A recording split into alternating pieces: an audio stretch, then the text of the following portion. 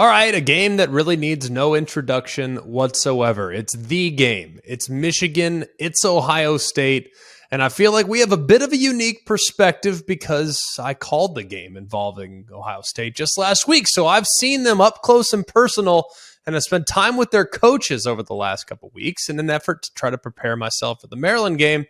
I feel like I'm really in a good spot to be able to preview and break this thing down. I know the Buckeyes roster like the back of my hand. It's fresh in my mind, so let's give it our best shot, okay?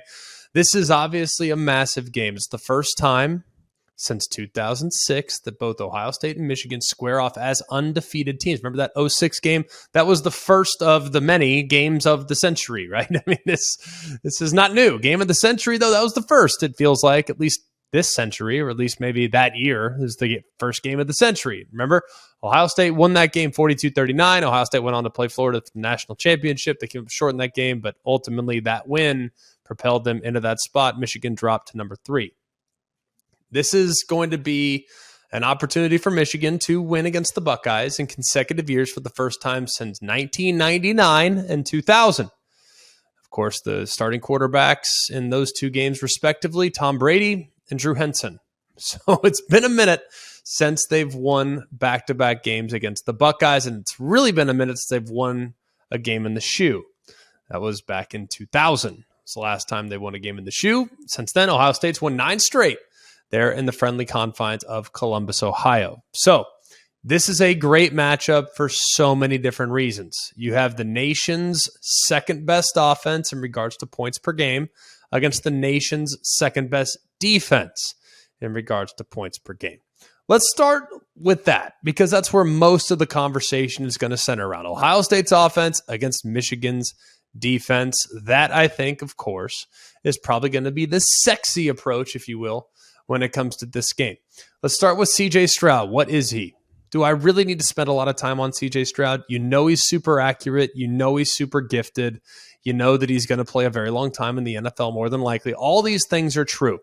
But I can tell you all that stuff. What I can also tell you is that the one flaw in his game is he's not elite in the pocket. He's fine. He's solid. But when he moves in the pocket, he's a little statuesque. And to be honest with you, his moves, a little bit problematic. They are trying to, when you're rushing the passer, you want to force the passer to retreat. That's the goal. If you can press the pocket, you force the passer to retreat. Well, that's exactly what C.J. Stroud does. There have been a lot of clean pockets that he's thrown from this year, and the offensive line does a pretty good job in protection, but he does not step up in the pocket. And when you're constantly retreating against a quality pass rush, you're having to throw off your back foot, and that can lead to you being just a littlest bit inaccurate. That's the key for Michigan. Force Ohio State's offensive line back into the lap of C.J. Stroud, force him to retreat in the pocket as opposed to step up in the pocket. And if you do, he'll become less accurate as the game goes along. He's a great player, though, and if he gets hot, it can be very, very difficult to contain this offense. The wide receiver position. We all know about what Marvin Harrison is. He's tremendous. He's a big body wide receiver with small receiver nuance. The guy can run great routes. He runs routes like he's 5'10", but he's 6'3". That tells you all you need to know. So he can also win the contested catches, and he seems to, even though I don't think he's a crazy burner, he always seems to get behind the defense, probably because he has great hands, and at the second level, he can definitely make guys swat. So if you're going to play him, you better double him up, or else you're going to have some issues. In the slot, Emeka Egbuka, very, very solid. We know exactly who he is as well. He'll do some different things. They'll try to involve him, but he's an excellent slot receiver that does an awful lot for the Buckeyes. Of course, if Jackson Smith and Jigba is back, he'll occupy that slot spot, and Egbuka will likely slide out. But either way, whether it's Fleming, whether it's Egbuka, whether it's Xavier Johnson, is a very deep and talented wide receiver core that will be very difficult for Michigan to contain. As far as the run game is concerned, last week when the passing game wasn't really ripping, they said, forget about it, we're going to hand it off tackle. Well, if Mayan Williams is, for whatever reason, at less than 100%, and Travion Henderson is at less than 100%, Dallin Hayden proves to be a capable enough piece to be able to hand it to him 20 times in the game if you need to. However, if the offense isn't operating at its fullest potential, it's not going to be like Maryland. We can just hand stretch zone and boom, Dallin Hayden's going to go untouched to the second level. Michigan does a great job of holding the point of attack, so your tackles are going to have to play better than they have pretty much at any point of the season. This offensive line has been solid at times in the run game, but I expect their best performance to be this week. You see it kind of stop and start with them. They're not crazy physical and they struggle in short yardage. That could be a very, very important part of this plan. Moving over to Michigan when Ohio State has the football. We all know exactly what this defense is all about. They do a great job of affecting the opposing quarterback. They do a great job of mixing their looks, and they're very, very good on the perimeter, I think. I think the biggest part of this game for Michigan is going to be the play of their corners. If you can get physical with the wide receivers like Maryland did and like teams have at times this year, I think you can disrupt the rhythm enough to be able to make life difficult for the passing attack. If I were them, I'd get as physical as humanly possible. And if I get flagged a couple times as a result, so be it. I'll live with those 15-yard pass interference penalties more so than I'll live with giving up 15-yard completions. Why? Because a pass interference penalty doesn't build confidence in the offense. I'd hit these receivers as best I could if I were Michigan. That, I think, is the key. So we've kind of summed up that side of the ball.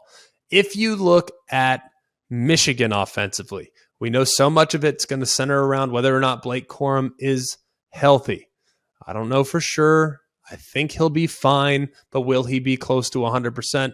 That is an all-points bulletin that you must find out if you're Jim Harbaugh in this offensive attack. Donovan Edwards as well, very important piece of the run game. This offensive line, I think you can make a strong argument. It's the best offensive line in football.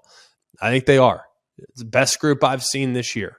And I think Ohio State up front defensively is pretty dang good.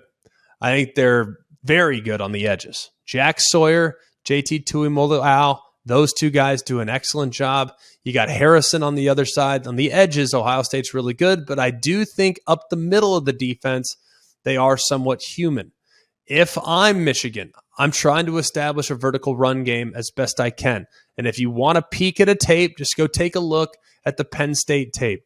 Those linebackers for Penn State were way out of position most of the game. That won't be the case this week. You're going to have to earn your yards against Ohio State because Steele Chambers and Tommy Eichenberg do an amazing, amazing job in being able to sniff things out. And then if you choose to play laterally, they're athletic enough to be able to move sideline to sideline as well. I think this is an excellent linebacker core for Ohio State, and I think those are the two most important players on the defensive side of the football for the Buckeyes.